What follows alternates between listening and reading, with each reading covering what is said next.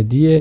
آگے ڈاکٹر امتیاز ترابی صاحب bread Ford سے، انہوں نے بہت عمدہ سوال کیا کہ بینات جو ہے وہ کیا کیا ہیں اللہ سبحانہ تعالیٰ کے، اور کیا ائمہ معصومین علیہ السلام بھی ان بینات میں سے ہیں کہ نہیں ہیں۔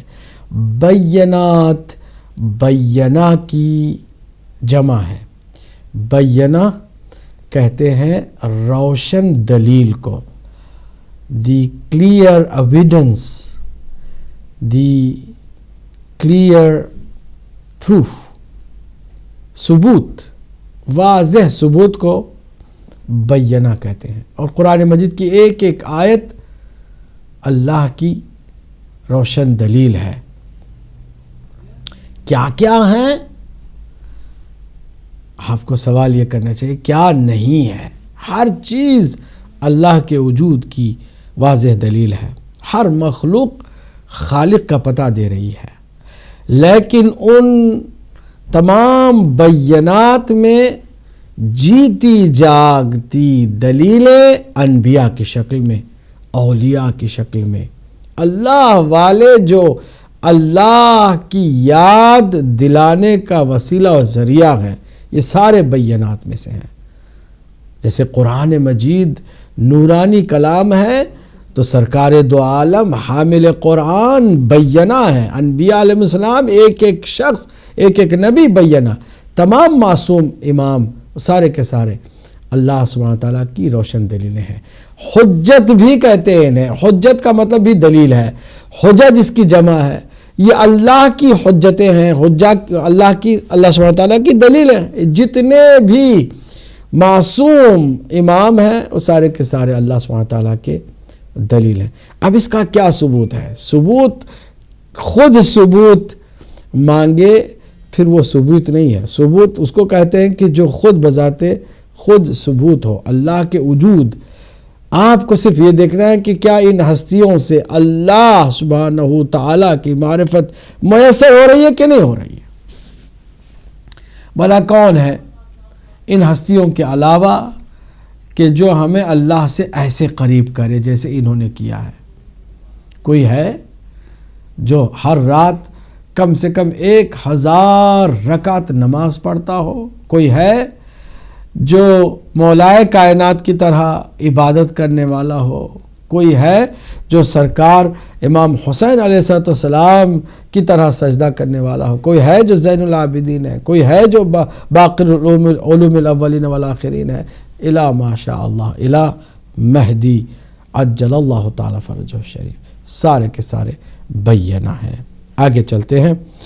غیور عباس نے گلاسگو سے بہت دکھتا ہوا سوال رکھا کہ شیب ابو طالب میں جناب سرکار دو عالم صلی اللہ علیہ وآلہ وسلم کو کفار نے اقتصادی طور پر تو پریشان کیا، لیکن زخم وہ بھی نہیں دے سکے، فزیکلی اسالٹ انہوں نے بھی نہیں کیا، لیکن حضور کی بیٹی پر کہ جو خود شیب ابو طالب میں بھی مشکلات کو جھیل چکی ہے، جلتا ہوا دروازہ گرایا گیا۔ کیا ان کا انجام بھی ان کافروں جیسا نہیں ہے؟ اس سے بھی بدتر ہے۔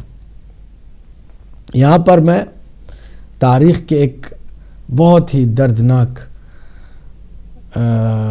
پہلو کی طرف صرف اشارہ ہی کروں گا کہ فتح مکہ کے بعد سرکار دو عالم صلی اللہ علیہ وآلہ وسلم نے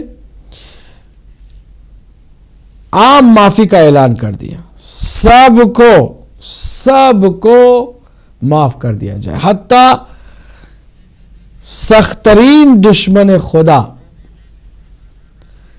اور بدترین دشمن خدا اور دشمن رسول اور دشمن اسلام ابو سفیان، اور جو جگر خارے سید الشہداء حضرت حمزہ علیہ السلام، جو کہ اسی کی بیوی تھی ہندہ، اس کو بھی معاف کر دیا۔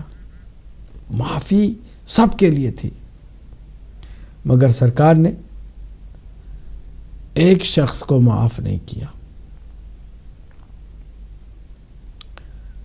کہا کہ اس کو سزا ضرور ملنی چاہیے۔ کیا ہوا؟ کیا کیا تھا اس نے؟ جنگوں میں حصہ تو سب نے لیا تھا، دشمنی سب نے اسلام کے ساتھ رکھی تھی، سب نے رسول صلی اللہ علیہ وسلم کی شان میں گستاخی کی تھی، سب کو معافی مل گئی، اس کو کیوں نہیں؟ سنیے گا ذرا، اس کو غور سے سنیے گا. کہ اس کو اس لیے معاف نہیں کر سکتا کہ شب ہجرت جس ناقے پر میری بیٹی فاطمہ سلام اللہ علیہا سوار ہوئی تھی، اس گستاخ نے میری بیٹی کے ناقے پر اپنا ہاتھ دراز کیا تھا، جس سے میری بیٹی کو تکلیف پہنچی. عجیب بات ہے، عجیب بات ہے کہ اس اتنی سی سیدہ کائنات کی شان میں گستاخی کرنے والے کو سرکار دو عالم نے اس وقت معاف نہیں کیا جبکہ سارے دشمنوں کو معاف کر دیا گیا. سب کو معافی ملی، اس کو نہیں. کہ اس کو سزا ضرور ملے گی، کیونکہ فاطمہ سلام اللہ علیہا کو اذیت پہنچانے والا نہ اللہ کی یہاں نجات پا سکتا ہے، نہ اس کے رسول کی بارگاہ میں پناہ پا سکتا ہے. کالوں کو شامل کرتے ہیں. السلام علیکم ورحمۃ اللہ. السلام علیکم. وعلیکم السلام. ہماری سسٹر کون ہے، کہاں سے ہیں؟ جی میں مسز حسین ناروے سے بات کر رہی ہوں. جی فرمائیے. میرے ایک کیجیے سوال جو ہے وہ اس کے لیے مجھے ایک کوشچن کرنا ہے. جی بسم اللہ. کوشچن یہ ہے کہ مولانا صاحب سے بات ہو رہی ہے؟ بالکل، آپ آن ایئر ہیں، فرمائیے. اوکے، السلام علیکم مولانا صاحب. جی وعلیکم السلام ورحمۃ اللہ. آپ کا پروگرام جو ہمیشہ بہت اچھا ہے، ہم بہت جو ہے اس سے ہم فائدہ حاصل کرتے ہیں. مولانا صاحب میرا کوشچن یہ ہے کہ جیسے بھی ایام فاطمیہ جو ہے وہ چل رہا ہے، میرے خیال میں یہ 23 یا 24 مارچ تک ہے، جب تک کہ 3 جمادی ثانی تک. لیکن ہمارے جو ابھی نوروز جو آ رہا ہے 21 مارچ کو، جو ہمارے دوستوں نے جو وہ ایک فیسٹ رکھا ہوا ہے، تو کیا جائز ہے کہ جانا یا نہیں اس فیسٹ پہ؟ تو میں کنفیوز ہوں اس کے لیے. ٹھیک ہے، ٹھیک ہے. اوکے، بہت مہربانی. شکریہ، اللہ آپ کو سلامت رکھے. بہت شکریہ. جہاں تک نوروز کی بات ہے، نوروز کے چند اعمال ہیں مفاتیح الجنان میں، اس کو انجام دیں اور پھر اسی پر اکتفا کریں. لیکن جو خوشی کا ماحول اور ایک سیلیبریشن والی کیفیت جو ہے، اس سے اگر عقیدتاً اور اخلاقاً اجتناب کیا جائے سسٹر، تو وہ زیادہ بہتر ہے. کیونکہ جب ہم محبت کا دعویٰ کرتے ہیں تو جن سے محبت ہے ان کی خوشی میں خوشی منانا اور ان کے غم میں غم منانا بھی ایک محبت کا تقاضا ہے جس کو پورا کرنے کی ضرورت ہے. میں نے آپ کو اس لیے فوراً جواب دے دیا کہ مختصر تھا آپ کا، اس لیے آپ کے سوال کا جواب بھی ہم نے جلدی دے دیا. آگے ہم بڑھتے ہیں. محمد یعقوب صاحب نے دعاؤں سے نوازا ہے اور ایک جو خوبصورت بزرگ نے یہ بات کہی ہے، ہم چاہتے ہیں کہ اس بات پر ہمارے تمام ناظرین و ناظرات توجہ فرمائیں. کیا کسی سے عقیدت یا کسی سے لگاؤ یا کسی سے احترام اور عزت کا رشتہ قائم کرنا اس حد تک ضروری ہے کہ اس رشتے کو قائم کرنے میں حق کو چھپا دیا جائے یا حق کو باطل بنا دیا جائے اور باطل کو حق کی جگہ پر لایا جائے، یا پھر حق چھپانا خود گناہ کبیرہ سے ہے اور کسی بھی حالت میں حق کو ہم باطل اور باطل کو حق نہیں بنا سکتے ہیں. ہر کوئی سوچے، کیا حق چھپانا کسی کی بھی محبت میں جائز ہو جائے گا؟ اگر نہیں تو کیا ہم حق ظاہر کر دیں اور باطل سے اجتناب کریں تو گھاٹے میں رہیں گے؟ ہرگز نہیں. توجہ آپ کی اس پر ہونی چاہیے. کال کو شامل کرتا ہوں. السلام علیکم ورحمۃ اللہ. جی السلام علیکم. السلام جی، میں بول رہا ہوں شاہد بیلجیم سے. یہ پوچھ رہا ہوں کہ جو اذان اہل تشیع حضرات دیتے ہیں یہ کب سے مکمل لاگو ہوئی؟ ٹھیک ہے. مولا علی علیہ السلام کے دور خلافت سے پہلے تھی؟ کچھ لوگ دیتے تھے یا نہیں؟ ٹھیک ہے. کوئی یا یہ مولا علی علیہ السلام کے جو ہے خلافت سے شروع ہوئی؟ اگر جب یہ آخری ہوا تھا آیت آئی تھی کہ دین آج مکمل ہو گیا، اس کے بعد کون سا گروہ یا فرقہ تھا جو اس وقت یہ اذان اور یہ کلمہ اہل تشیع والا ہے جو پڑھتے تھے؟ کوئی ایسا ہے مطلب ہے ہمارے پاس اس کی کوئی مکمل ہو کوئی جی ہاں انشاءاللہ ڈیٹیل؟ ضرور اس کے بارے میں پلیز ضرور بتانا، ضرور تفصیل سے. ضرور. ابھی آپ دیکھتے رہیے ہدایتی آج بتائیں گے آپ کی خدمت میں انشاءاللہ. معذرت آپ کا ضرور ہم نے سوال نوٹ کیا اور آپ منتظر رہیے گا، ہم ابھی بہت جلد آپ کی خدمت میں بتائیں گے. نقوی صاحب نے بھی بہت عمدہ ایک حقیقت کی طرف متوجہ کرایا کہ جب مرضی ہو ان کو بچہ قرار دیا جاتا ہے اور جب مشکل آ جائے تو انہی بچوں کا سہارا بھی ڈھونڈا جاتا ہے اور کہا جاتا ہے کہ اگر علی نہ ہوتے تو فلاں ہلاک ہو جاتا، اگر علی نہ ہوتے تو یہ ہو جاتا، اگر علی نہ ہوتے. یہاں تک کہ حضرت عمر نے ایک دفعہ یہ دعا کی کہ اے اللہ اس دن مجھے زندہ نہ رکھنا جس دن علی ہمارے درمیان میں موجود نہ ہو. مطلب ہے کہ علی کے بغیر ہم ایک دن بھی نہیں گزار سکتے ہیں. جہاں ضرورت ہے وہاں پر علی ہیں اور جہاں ضرورت نہیں ہے نعوذ باللہ من ذالک علی جو ہے وہ بچے نظر آتے ہیں کہ وہ ابھی خلافت کے لیے تیار نہیں ہے. بہرحال ہر کوئی اپنے اپنے حساب سے سوچتا ہے. دنیا آباد کرنے والے دنیا کو آباد کر کے خوش رہیں، لیکن جو علی والے ہیں وہ علی کے نقش قدم پر چلنے کو ہی اپنا نصیب سمجھتے ہیں اور اپنی کامیابی اسی میں ڈھونڈتے ہیں. بابر خان صاحب نے کارڈف سے سوال یہ کیا کہ حضرت یوسف علیہ السلام حضرت یعقوب علیہ السلام دونوں جو ہے وہ عربی بولتے تھے تو ان پر جو صحیفے نازل ہوئے وہ عبرانی کیوں تھے؟ تو میرے بھائی یہ بھی کہیں سے ثابت نہیں ہے کہ وہ عربی زبان بولتے تھے. وہ نبی تھے اور اس زمانے میں اس علاقے میں جو بھی تھے وہ عبرانی زبان بولتے تھے، حتیٰ کہ یہ بھی عربی نہیں بولتے تھے، عبرانی بولتے تھے. ہم نے قرآن مجید میں عربی کے اندر ان کے بارے میں سنا ہے اور ان کے بارے میں پڑھا ہے، تو اس کا مطلب یہ نہیں کہ وہ بھی عربی ہی بولتے رہے ہوں. زبان خود کوئی بہت بڑی چیز نہیں ہے. یہ گو کہ جو ابھی موجودہ کلام خدا ہے وہ عربی زبان میں ہے جو کہ دنیا کی زبانوں میں بہترین زبان ہے، لیکن اس کا مطلب یہ نہیں کہ کوئی بھی زبان میں اگر کوئی نبی بولتا تھا تو اس کی عظمت کم ہو جاتی تھی یا وہ کسی طرح سے کمتر ہو جاتا تھا. ہرگز ایسی کوئی بات نہیں ہے. مسز سید دوبارہ تشریف لائی تھیں اور انہوں نے سوال یہ کیا تھا کہ وہ بہرحال نرسنگ ہوم میں کام کرتی ہیں. کبھی کبھی بوڑھے معذور اور بیمار مردوں کو بھی ان کے کپڑے بدلنے یا ان کے بدن کو چھونے کی ضرورت پڑ جاتی ہے، دھونے اور اس طرح کی چیزوں میں. تو کیا یہ شرعی طور پر جائز ہے کہ نہیں ہے؟ حتی الاقدام حتی المقدور کوشش کرنا چاہیے کہ نامحرم کو براہ راست ہم نہ چھوئیں، نہ مرد عورت کو چھوئے نہ عورت مرد کو چھوئے، مگر یہ کہ کوئی مجبوری ہو. ایسی مجبوری کہ آپ اگر اس موقع پر کسی ایک بزرگ بوڑھے بیمار کا سہارا نہیں بنیں گی تو وہ گر سکتا ہے، چوٹ لگ سکتی ہے، کوئی اور حادثہ پیش آ جاتا ہے. تو ایسی صورت میں بہرحال مجبوری کے تحت اجازت ہے، لیکن عمومی طور پر آپ کو یہی سوچ کے چلنا ہے کہ نامحرموں پر ہاتھ نہیں لگایا جا سکتا.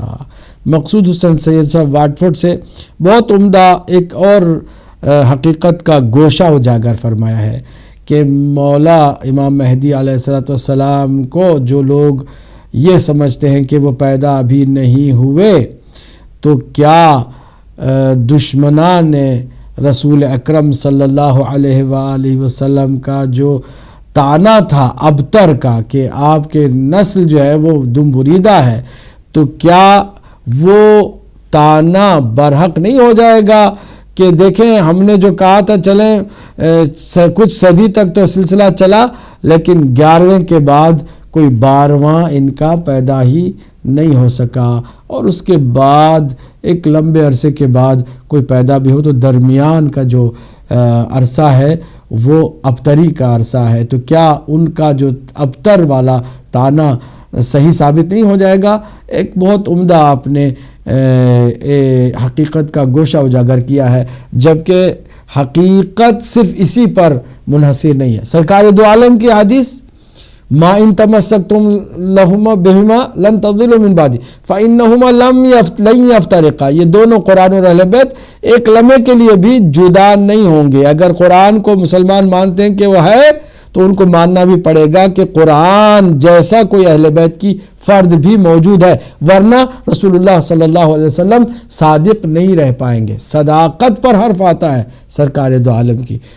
دشمنوں کے تانے یقیناً جائز ہو جائیں گے اور صحیح ہو جائیں گے، دوسری طرف سے سرکار دو عالم کی سچائی پر حرف آتا ہے کہ آپ نے فرمایا، اور تمام مسلمانوں نے اس حدیث کو نقل بھی کیا، مانا بھی ہے، اس کی سند میں بھی کسی کو پرابلم نہیں ہے، سب نے تسلیم کیا کہ وہ حدیث ثقلین بالکل صحیح ہے۔ تو پھر یہاں پر آپ کو سوال کا جواب تلاش کرنا ہوگا کہ اگر نبی صادق نہیں ہے نعوذ باللہ تو پھر مانو کہ قرآن ہے مگر اہل بیت کا کوئی فرد نہیں ہے، لیکن اگر یہ مانتے ہو کہ رسول صادق ہے، اس کی صداقت بھی کوئی کمی نہیں ہے، تو یہ بھی مانو کہ جیسے قرآن زندہ ہے ویسے قرآن کا وارث کوئی اہل بیت کی فرد بھی زندہ ہے، جسے ہم امام مہدی علیہ السلام کہتے ہیں۔ نقوی صاحب نے آئے رجم کے بارے میں پوچھا۔ بہرحال آئے رجم کچھ تحریفی روایات جو تحریف کے قائل ہیں اس میں اس آیت کا بھی ذکر کیا جاتا ہے، جبکہ قرآن مجید میں ایسی کوئی آیت موجود نہیں ہے۔ مسز حسین اوسلو سے نوروز کے بارے میں پوچھا، جواب ہم نے فوراً دے دیا۔ شاہد صاحب تھے جو میں چاہتا ہوں کہ ان کے سوال پر تھوڑا میں زیادہ آپ کی خدمت میں گفتگو کروں، اور بہت سارے جو سوال ای میل کے ذریعے سے پہنچے تھے وہ رہ گئے ہیں، میں ان کو یقیناً اگلے پروگرام میں اگر اللہ نے زندگی دی تو شامل کروں گا، اور آغاز ہی میں ای میل سے موصول سوالوں سے کروں گا کہ ان سوالوں کا جواب بھی انشاءاللہ المستعان دے دوں، پھر اس کے بعد آپ سے براہ راست سوال لوں گا تاکہ ای میل کرنے والوں کا جو حق ہے وہ بھی ضائع نہ ہو۔ آج تمام ای میل کرنے والوں سے معذرت چاہوں گا، اور جواب ہمارے بھائی شاہد بیلجیم سے ان کا دوں گا کہ انہوں نے اذان سے متعلق پوچھا کہ یہ کب سے جو شیعہ اذان ہے وہ جاری و ساری ہوئی۔ جواب میرے بھائی غور سے سنیے، اگر آپ اذان کے جملوں پر تحقیق کرنا چاہیں تو آپ کی خدمت میں ہم عرض کر دیں کہ اذان میں اشہد ان علی ولی اللہ سب سے پہلے غدیر خم کے اعلان کے بعد حضور نے جب اعلان کیا من کنت مولا ہو فعلی مولا، میں جس کا مولا ہوں علی اس کے مولا ہیں، اور اس کے بعد علی کی ولایت کا بھرپور جب اعلان ہو گیا، تمام صحابہ کرام کو حکم ہوا کہ ایک خیمے میں مولا کائنات جو جلوہ افروز ہیں جا کر سلام کریں، امیر المومنین کہہ کے سلام کریں، ان کے ہاتھ میں بیعت کریں، تاکہ ان کی ولایت ماننے کے بعد امت مسلمہ میں ایک اتفاق قائم ہو، اور اللہ کا جو نظام ہے وہ قیامت تک اسی طرح چلتا رہے کہ جیسے نبی کو کسی نے نہیں بنایا، نبی کی جگہ پر بھی کوئی لوگوں کا بنایا ہوا نہ ہو بلکہ اللہ کا ہی بنایا ہوا ہو، جو علی علیہ السلام کی شکل میں اللہ کی جانب سے اعلان ہو چکا ہے۔ اب اس اعلان کے بعد اہل سنت کی کتابوں میں، شیعوں کے پاس بہت ساری دلیلیں موجود ہیں، لیکن اہل سنت کی کتابوں میں دو روایتیں ہم پیش کرنے جا رہے ہیں۔ کتاب کا نام ہے، آپ کو میں کتاب کے نام حوالے کے ساتھ، کتاب کا نام ہے السلافہ فی امر الخلافہ، نوٹ کر لیجئے گا میرے بھائی، السلافہ فی امر الخلافہ کتاب کا نام ہے، اور صفحہ نمبر 32 میں جائیے گا تو غدیر کے اعلان کے بعد ایک روایت اس میں یہ ہے کہ حضرت ابو ذر غفاری رضوان اللہ تعالی علیہ نے اذان دی اور اذان میں کہا اشہد ان علی ولی اللہ، تو ایک شخص آیا حضور کی خدمت میں، یا رسول اللہ آج ہم نے ابو ذر سے کچھ اور اذان میں پڑھتے ہوئے سنا ہے۔ کیا پڑھتے ہوئے سنا ہے؟ کہا آپ کی رسالت کی گواہی کے فوراً بعد ابو ذر نے کہا اشہد ان علی ولی اللہ، تو سرکار دو عالم نے سننے کے بعد مسکرایا اور مسکرا کر کے اس اذان میں حضرت ابو ذر کے اس جملے پر اپنی خاموشی سے مہر تصدیق اور تائید لگا دی۔ مطلب حضور کی خاموشی اس بات کی دلیل ہے کہ کسی طرح کی کوئی اس میں پرابلم نہیں تھی۔ ایک اور حدیث میں کہ اسی غدیر کے اعلان کے بعد حضرت سلمان نے اشہد ان علی ولی اللہ کہا، اور اس کے بعد سرکار دو عالم صلی اللہ علیہ وآلہ وسلم کی خدمت میں کسی نے جا کے یہ بات بتائی کہ یا رسول اللہ ہم نے تو یہ سنا ہے آج اذان میں، تو سرکار دو عالم نے فرمایا سمعت خیرن، تم نے اچھا سنا ہے، مطلب یہ کہ اس میں کوئی خرابی نہیں ہے۔ یہیں سے جو علی علیہ السلام کی ولایت کے قائل تھے انہوں نے اذان میں اشہد ان علی ولی اللہ پڑھنا شروع کیا۔ لیکن اب جو ہم پر اس بات کو لے کے لگاتار اعتراض کرتے ہیں وہ ہمارے اس سوال کا جواب دیں۔ پہلا سوال، الصلاۃ خیر من النوم جو حضور کے زمانے میں کبھی بھی نہیں پڑھا گیا، فجر کی نماز کی اذان کے اندر حضرت عمر نے اس کا حکم دیا۔ اہل سنت اور اہل تشیع دونوں کی کتابوں میں اس کی ہسٹری موجود ہے باقاعدہ، الصلاۃ خیر من النوم یہ حضرت عمر کی ایجاد ہے۔ کس نے انہیں اجازت دی؟ کیا حضرت عمر کو یہ اختیار تھا کہ نبی کی شریعت میں اپنا کوئی اضافہ کرے؟ امام مالک جو اہل سنت کے 4 اماموں میں سے ایک امام ہے، وہ اپنی کتاب الموطا جلد نمبر 1 صفحہ نمبر 72 میں لکھتے ہیں کہ یہ حضرت عمر کے زمانے میں ان کے حکم سے مؤذن نے اذان میں فجر کی یہ ایڈ کرا دیا الصلاۃ خیر من النوم، جبکہ یہ رسول اللہ کے زمانے میں نہیں تھا۔ ابن حزم انہوں نے بھی کہا کہ الصلاۃ خیر من النوم ولا نقول بہذا ایضا، ہم اس کو نہیں کہہ سکتے اس لیے کہ یہ رسول اللہ کے زمانے میں نہیں موجود تھا۔ کتاب کا نام ہے المحلہ، سے جلد نمبر 3 ہے، صفحہ نمبر 161 ہے۔ اس طرح کی اور بھی بہت ساری آپ کو دلیلیں مل جائیں گی۔ پلس حی علی خیر العمل جو ہمارے ہاں رائج بھی ہے اور پڑھا جاتا ہے، یہ سرکار دو عالم کے زمانے میں بھی موجود تھا۔ اس کو حضرت عمر نے اذان سے نکلوا دیا، اور اس کی وجہ بھی یہی تھی کہ لوگوں کو وہ جہاد کی طرف بلا رہے تھے، لوگ نماز میں مصروف تھے، لوگوں کو جا کے جھنجھوڑا کہ بھئی تم لوگ یہاں کیا کر رہے ہو، چلو جہاد کا ٹائم ہے۔ تو انہوں نے کہا تم نے نہیں سنا اذان میں ہم کہتے ہیں حی علی خیر العمل، یہ بہترین عمل ہے نماز، ہم اس میں مصروف ہیں، ہم کسی اور طرف نہیں جاتے۔ کہا اچھا اب جہاد کو تم چھوڑ کر کے نماز پڑھتے رہ جاؤ گے، آج کے بعد سے کوئی بھی حی علی خیر العمل اذان میں نہیں کہے گا۔